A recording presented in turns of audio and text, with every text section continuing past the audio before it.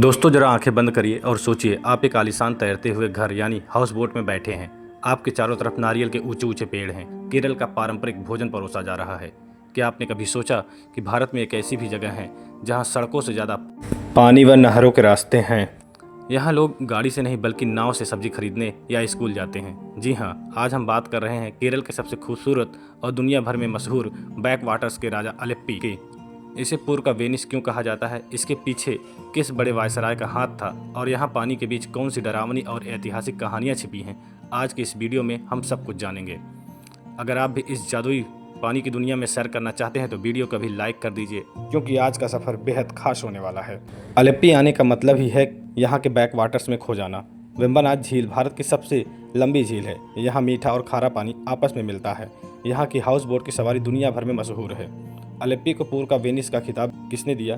कहा जाता है कि 20वीं सदी की शुरुआत में ब्रिटिश वायसराय लॉर्ड कर्जन यहाँ आए थे, तो इस शहर की प्राकृतिक नहरों और पानी के रास्ते को देखकर मंत्रमुग्ध हो गए। उनके मुंह से निकला, यहाँ प्रकृति ने अपनी सबसे खूबसूरत कारीगरी दिखाई है।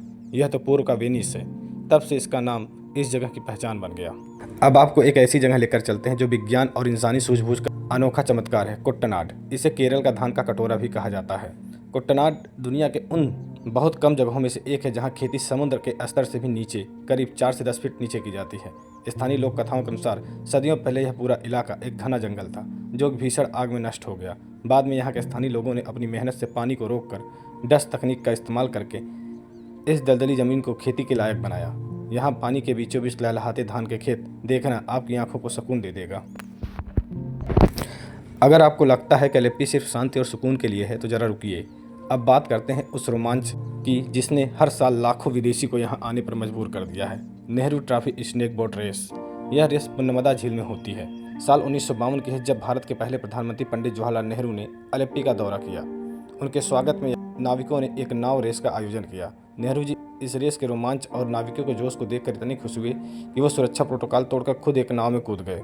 दिल्ली वापस लौटकर उन्होंने चांदी से बनी एक खास ट्रॉफी अलेप्पी के लोगों को भेजी जिस पर उनके दस्तखत थे। तब से हर साल अगस्त के महीने में यहाँ नेहरू ट्रॉफी आयोजन बेहद धूमधाम से किया जाता है।